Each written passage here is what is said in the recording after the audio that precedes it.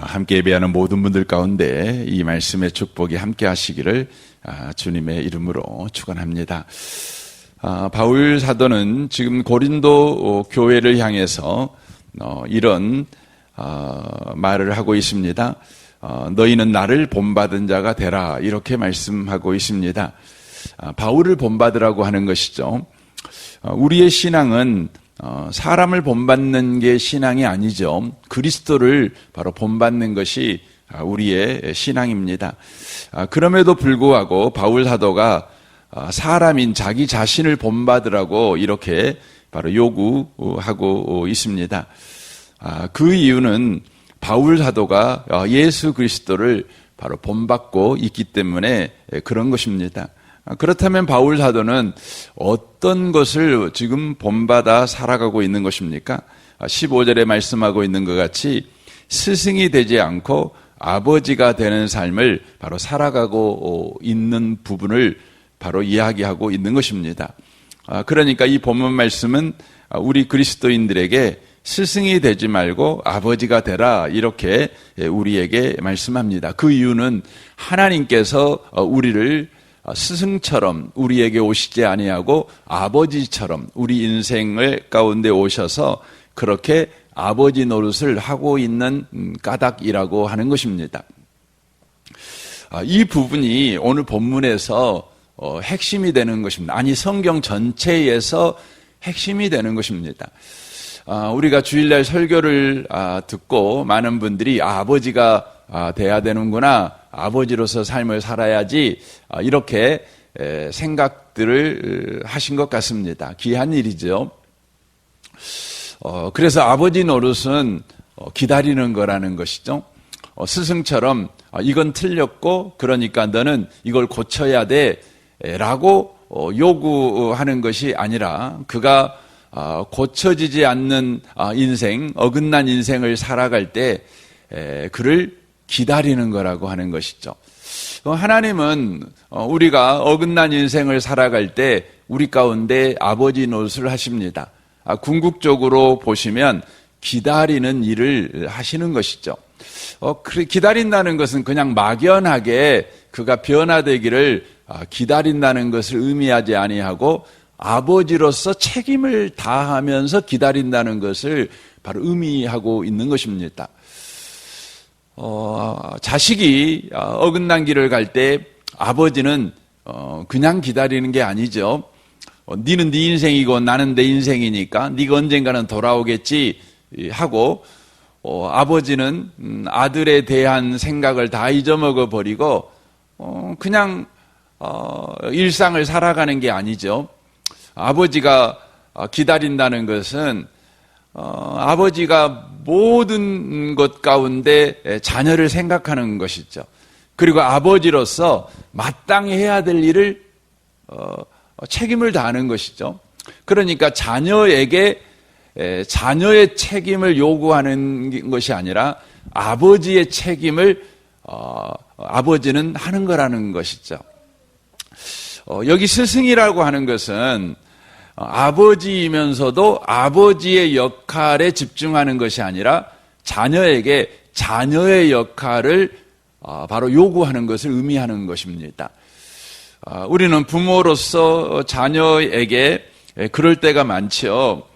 아버지 노릇에 집중하는 것이 아니라 그 책임을 다하는 것이 아니라 자식에게 자식 노릇하라고 자기식의 책임을 다하라고 계속해서 요구하는 것이죠. 그래서 너는 왜 그 모양이냐고 계속해서 공격하는 것이죠. 그의 행동을 우리의 바로 기준을 가지고 그 기준에 미치지 못하는 아이가 그 기준에 미칠 때까지 바로 우리는 자녀의 책임을 계속해서 언급하는 것이죠. 그런데 하나님 아버지는 그렇지 않습니다. 하나님 아버지는 우리에게 자식의 책임을 끊임없이 언급하는 것이 아니라 바로 아버지의 책임에 집중하신다는 것이죠. 아버지의 책임이 뭡니까? 바로 자식의 인생을 책임지는 겁니다. 자식의 잘못을 바로 책임지는 것이죠. 그래서 아버지가 하신 일이 뭐냐면 자기를 내어주신 것입니다. 자기를 내어주신 것입니다. 이스라엘 역사를 보시면 그것이 얼마나 그 구구절절 또 현저하게 드러나는지 알 수 없습니다. 하나님은 이스라엘 민족이 하나님의 자녀답게 살지 못할 때 하나님은 책임을 다하셔요. 어느 정도 책임을 다하시냐면 예루살렘 성전이 파괴돼 버리더라도 우리 하나님은 아버지의 책임을 다하십니다. 그러니까 여러분 이방 사람들이 볼 때에 또 이스라엘 사람들이 볼 때에 하나님은 예루살렘 성전에가 계신 분이시죠. 그러니까 다른 건 다 멸망해도 다 불타버려도 예루살렘 성전만은 불타면 안 돼요. 왜냐하면 하나님이 임재해 계시니까. 그러니까 그곳이 불타버렸다는 것은 하나님이 무능한 자가 되는 거예요. 하나님이 어리석은 자가 되는 거죠. 하나님은 모든 신 가운데 가장 무기력한 신이 되는 거예요. 예루살렘 성전이 파괴되는 것은. 그런데 우리 하나님은요, 이스라엘 백성들이 하나님의 백성답게 살도록 하게 하시기 위해서 아버지로서 책임을 다하는데 그게 뭐냐면 바로 아버지의 영광을 버리는 거예요. 예루살렘 성전이 파괴되게 두시는 겁니다. 예루살렘 성전 안에 있는 모든 성구가 이방인의 신전에 옮겨지는 그 치욕을 우리 하나님은 그냥 당하시는 겁니다. 하나님은 그럴 수 없지요. 어떻게 하나님의 옷자락이라도 인간이 만질 수 있겠습니까? 어떻게 하나님의 영광의 그 끝자락이라도 인간이 손상시킬 수가 있겠습니까? 하나님은 하나님의 영광을 어떤 자들에게도 빼앗기지 않는 분이십니다. 그럼에도 불구하고 자식을 책임지는 아버지 노릇을 하기 위해서 하나님은요, 이스라엘이 바벨론 포로로 끌려가는 것, 그리고 예루살렘 성전이 완전히 파괴되어 버리는 쪽을 선택하는 것입니다. 치욕을 우리 하나님께서는 바로 감수하시는 것이죠. 그것의 가장 결정적인 게 뭡니까? 바로 하나님이신 예수님이 인간에 의해서, 그것도 죄인에 의해서, 지옥 가야 될 자들에 의하여서 십자가에서 못 박혀 죽는 것입니다. 고문을 당하고 채찍을 맞고 희롱을 당하고 모욕을 당하고 양손에 못이 박히고 옆구리에 창이 박히고 여러분 십자가에서 그렇게 죽는 겁니다. 여러분 신이 죽었다는 이야기 들어보셨어요? 여러분 그 서구 유럽이 기독교가 급격하게 타락하게 될 때에 사람들은 이야기를 하죠. 신이 죽었다. 신이 하나님을 희롱하기 위해서 그렇게 이야기하는 것이죠. 근데 여러분 세계 어느 종교에 신이 죽었다는 이야기는 없어요. 그것도 무기력하게 인간의 손에 의해서, 죄인의 손에 의해서 죽은 이야기는 없어요. 없어요. 그런데 죽으셨어요. 왜요? 아버지의 책임을 다하기 위해서. 그렇죠. 지금 바울 사도는 이야기하는 게 그겁니다. 스승이 되지 말고 아버지가 되라. 그것은 아버지의 책임을 다하면서 다해라. 그거죠. 그게 기다림이라는 것이죠. 그때 우리 성도님들이 이런 질문을 할 수 있어요. 목사님 언제까지 기다려야 됩니까? 그런 질문을 할 수 있어요. 언제까지 기다려야 됩니까?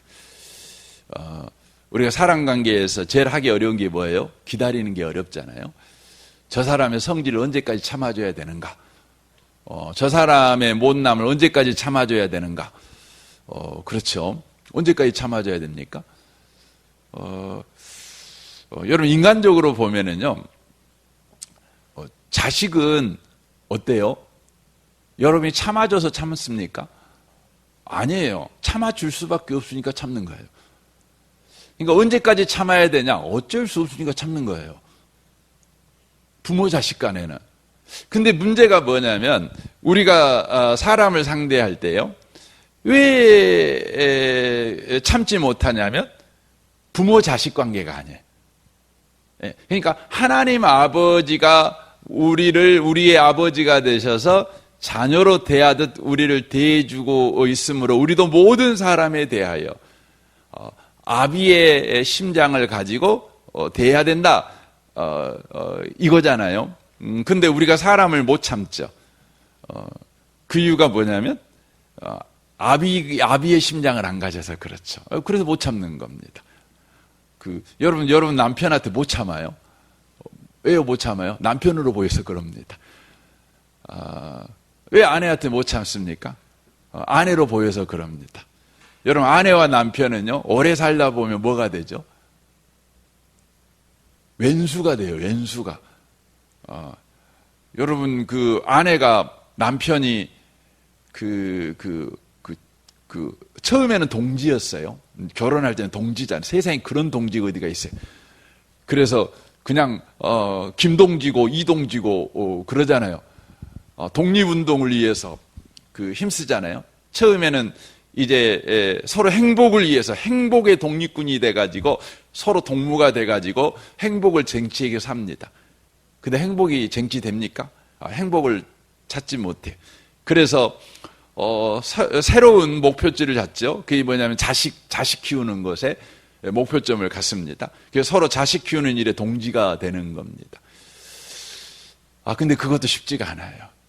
여러분 자식 키우면 동지가 되는 것이 아니라 점점 N수가 돼가요. 그래서 아내랑 남편이랑 분위기 좋다가도 자식 이야기하면 그때부터 공산군하고 남한하고 싸마듯이 싸매요. 서로 다르니까. 그러다가 새로운 또 목표점을 서로 합의해서 찾습니다. 그게 뭡니까? 집장만 하자. 그래서 서로 동무가 돼가지고 동지가 돼가지고 집장만 하는 일에 서로 일심합니다. 그래서 늘 돈 이야기 하죠. 그래서 얼마 아껴야 된다, 해야 된다고 이제 합니다. 그럼 또 어떻게 됩니까? 서로 같은 목표를 가지고 뜻을 가지고 동지가 됐는데 그 뜻을 이루는 일에 서로 살아가다 보니까 결국은 왼수가 돼요. 그러니까 부부간은요, 뜻을, 행복이라는 뜻, 자식이라는 목표점, 집장만 하는 거의 목표점, 이 목표점 때문에 서로 동지가 되는 거죠. 그런데 이것을 이루는 방식은 서로 너무너무 달라요. 그래서 계속해서 살다 보면 왼수가 되는 거예요. 왼수가. 그러니까 남편을 바라볼 때 불쌍히 여겨지지 않아요. 근데 언제 불쌍히 여겨지나요? 저는 아직 거기까지 안 살아봐갖고 모르겠는데요. 한 80은 넘어야 아내가 보면 불쌍해지고 남편을 보면 불쌍해, 짠해요. 여러분 자식을 보면 짠하잖아요. 어쩔 수 없죠. 그러니까 여러분 자식은 기다릴 수밖에 없어요. 왜냐하면 가위로 자르면 부자지간이 또 부모 자식 간이 관계가 끊어져 갖고 그냥 필요 없어 이렇게 되면 좋은데 그렇게 안 되는 거예요. 그러니까 잘라도 자식 관계는 지속되는 거예요. 그래서 결국은 뭐 할 수밖에 없냐면 어쩔 수 없어요. 그냥 무기력하게 기다릴 수밖에 없는 것이죠. 그래서 여러분 육신의 이 부모 관계, 자식 관계에서 우리는 어쩔 수 없이 기다려야 되는 거예요. 그러면 신앙의 관점에서는 여러분 어쩔까요? 신앙의 관점에서 우리가 그 성도와 관계가 부모 자식 관계는 그 육신적으로 아니잖아요. 영적으로 보면 우리가 아비의 심장을 가지고 그렇게 대해야 되는데 그게 어렵죠. 어렵죠. 그러니까 내 경쟁 상대로 보는 거죠. 나를 불편하게 하는 사람으로 보고 나에게 손해를 끼치는 사람으로 보는 거죠. 그러니까 참을 수가 없어요.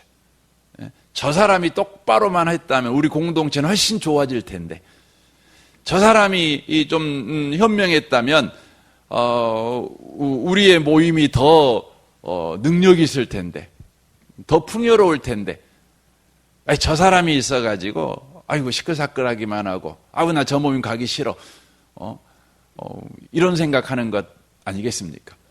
그럼 신앙적으로는요, 육신적으로 어쩔 수 없이 참아야 되지만 신앙적으로는 언제까지 기다립니까? 그렇게 여러분 질문하면 대답이 이렇습니다. 여러분의 실력만큼 기다리라는 거예요. 실력만큼. 어느 실력이요? 신앙의 실력만큼. 여러분이 이제 누군가를 보면 기다려지잖아요. 딱 보면 기다려져요. 근데 그 기다림에 누구나 다 기다려집니다. 그런데 시간 문제죠. 어떤 사람은 기다리는데 0.1초밖에 못 기다리겠어요. 어떤 사람은 1시간은 기다리겠어요. 어떤 사람은 하루는 기다리겠어요. 어떤 사람은 10일을 기다리겠어요. 우리 그렇죠. 여러분 그만큼만 하세요. 그러면 여러분과 제가 그런 생각을 하잖아요. 아이고 목사님 그러면 그냥 막 사라는 소리네요. 이렇게 들리잖아요. 그렇죠. 성경이 우리에게 요구하는 건 뭐냐면 네 실력만큼 해라. 여기서 말하는 실력은 신앙의 실력을 말하는 겁니다. 그러니까 네가 더 오래 기다리고 싶으면 뭘 키우라고요? 신앙의 실력을 키우라는 거예요. 이걸 이야기하는 겁니다. 우리는 성경에서 기다려라 이렇게 말을 들으면 어떤 생각이 당장 드냐면 아이고 기다려야 되는데. 그래서 이번 주 설교 듣고 은혜 받아가지고 집에 가고 이제 남편이 가자마자 이제 남편을 보잖아요. 또 자식 보잖아요. 근데 설교 들은 것이 있어가지고 기다려야지. 그래 기다려야 돼. 기다립니다. 그러면 점점점 어떻게 되죠? 입이 앙락 무너져요. 기다려야 된다고요. 이제 내 한계를 넘어요. 그래도 기다려야 돼요. 설교를 들었으니까. 그래도 주일만큼은 적어도 기다려야지 하고 내가 용을 써서 기다리려고 해요. 그게 뭐예요? 갈라디아에서 말씀한 것 같이 성령으로 시작해서 육신으로 마치는 거예요. 복음으로 시작해서 율법으로 가는 거예요. 성경은 우리에게 네 실력보다 더 기다려라 이렇게 요구한 적이 없어요. 기다릴 수 없는데 더 기다려라 이렇게 요구한 적이 없어요. 네가 기다리려고 했는데 더 이상 기다릴 수 없다면 네가 거기서 발견해야 되는 것이 있다. 그게 뭐예요? 오라 나는 공고한 사람이로다. 이 사망의 몸에서 누가 나를 건져내랴.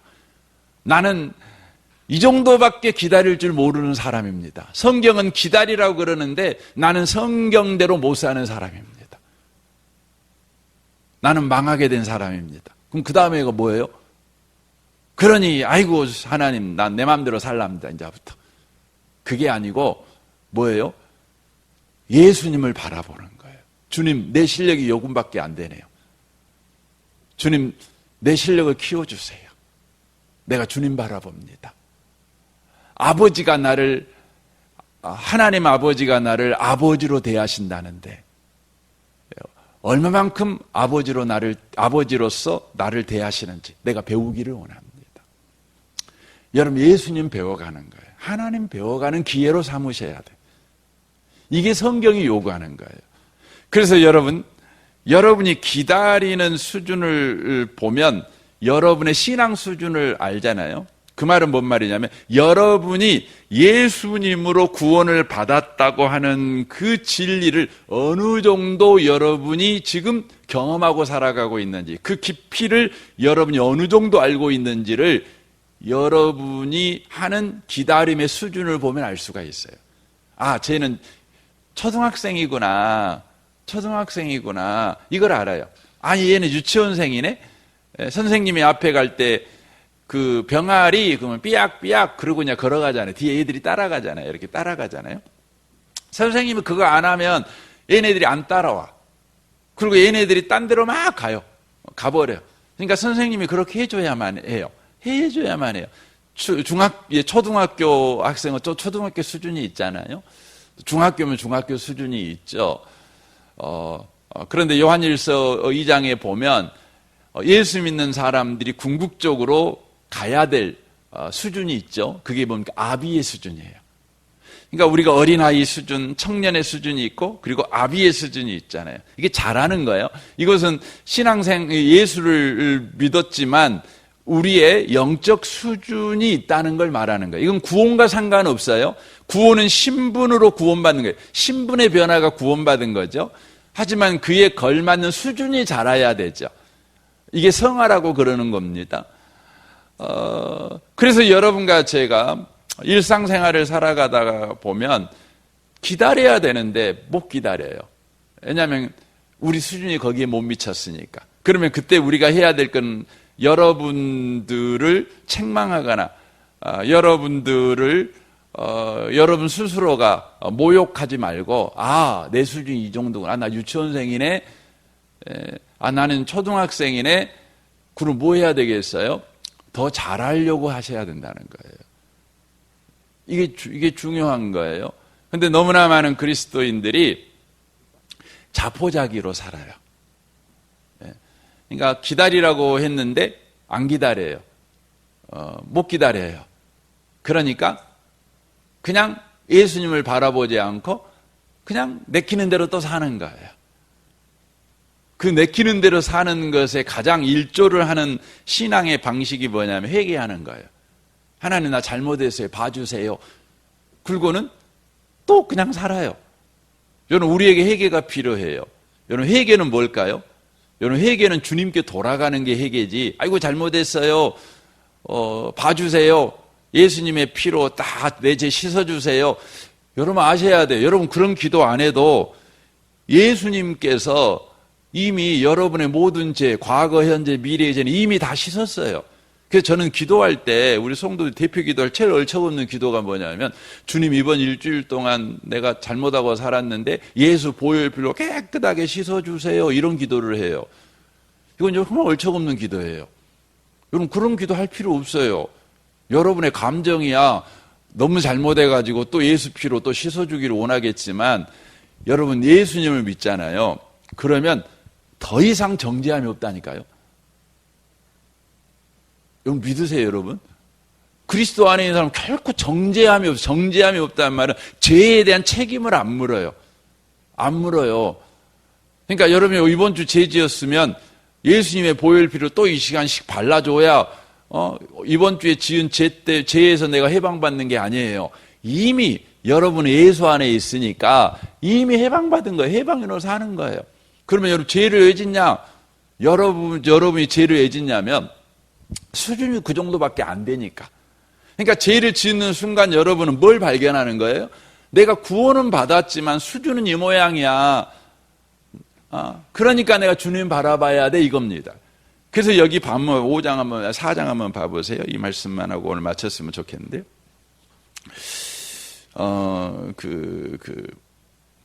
8절입니다.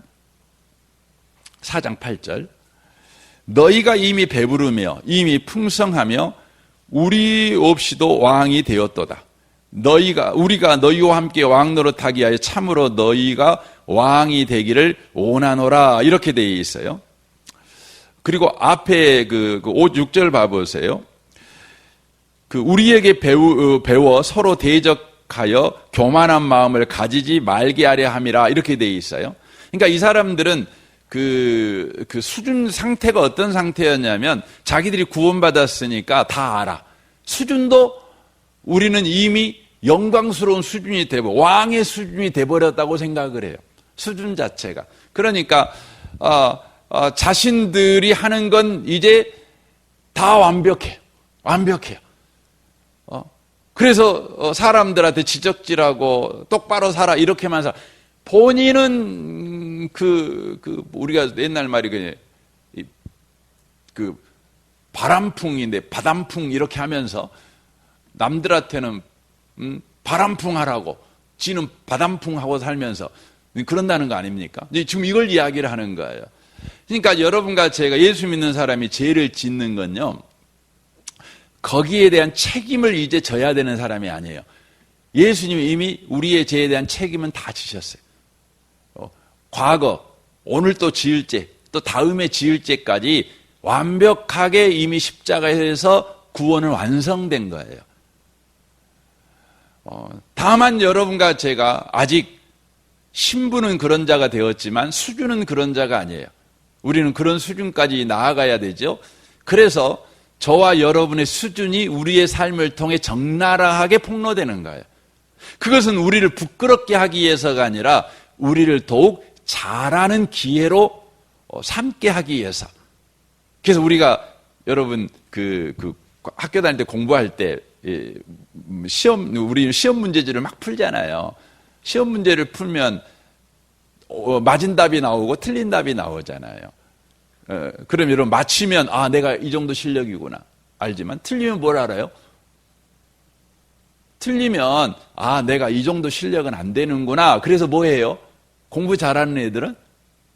여러분 공부 잘하는 애하고 공부 못하는 애하고 공부하는 방식이 완전 다른데, 공부 못하는 애들은 지가 마친 것만 계속 공부해요. 그래서 여러분 공부 못하는 애는 지가 좋아하는 과목만 해. 지가 잘하는 것만 해. 근데 공부 잘하는 애들은 자기가 틀린 것만 해요. 틀린 것만. 여러분 신앙생활이 그래요. 신앙생활은 우리가 잘못하잖아요. 그럼 아이고 나 잘못했네. 아이고 나는 이 정도 수준밖에 안 돼. 아이고 나는 배렸어. 망했어. 아무래도 안 돼. 이렇게 자포자기하고 살라고 여러분과 제가 삶을 살아가면서 죄짓고 실수하고 실패 이렇게 사는 게 아니에요. 예수 믿는 사람에게 하나님이요 그걸 허용하셔요. 왜요? 네 수준이 그래. 그러니까 뭐 하라고요? 가방 메고 공부해라. 놀러 가지 말고 공부해라. 신앙의 수준을 높여라. 이걸 요구하는 거예요. 오늘 하루도요. 여러분 기다려 보세요. 근데 잘 안 될 겁니다. 그러면 에라이 그러고 살지 말고 오늘 기다려갖고 안 되면 내 수준이 이 정도구나. 신앙의 수준을 높여야 되겠네. 예수님도 배워야 되겠네. 성경책을 펴야 되겠네. 내게 은혜가 더 필요하네.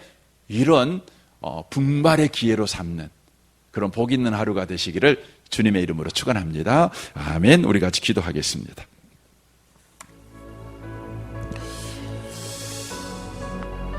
오늘 말씀을 우리 생각하며 오늘 하루를 우리가 주께 의탁하고 분발의 기회로 삼는 기회로 삼는 하루로 살도록 주의 은혜 주십시오. 기도하시면 좋겠습니다.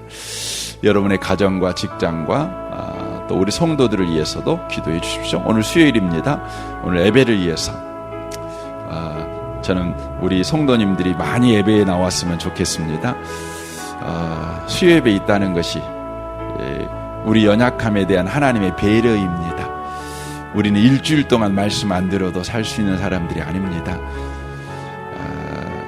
오늘 수요 예배를 또 예배를 귀하게 여기고 예배가 또 주님을 또 뜨겁게 만나는 예배가 되게 해주십시오. 우리 미래의 세대, 우리 청소년, 우리 중고등학생들을 위해서 여러분 기도해 주시고 섬기는 우리 김대영 목사님의 성령 충만을 위해서 기도해 주십시오. 우리 정선마을 마을장들의 장로님과 순장 순원을 위해서 이 나라와 이 민족과 북한과 열방과 선교사님들 또 우리 특별히 시골교회 우리 목사님들 또 교회들을 위해서 또 이 아침에 기도해 주시면 좋겠습니다. 우리 좋으신 주님께 우리 통성으로 구하겠습니다. 기도하겠습니다.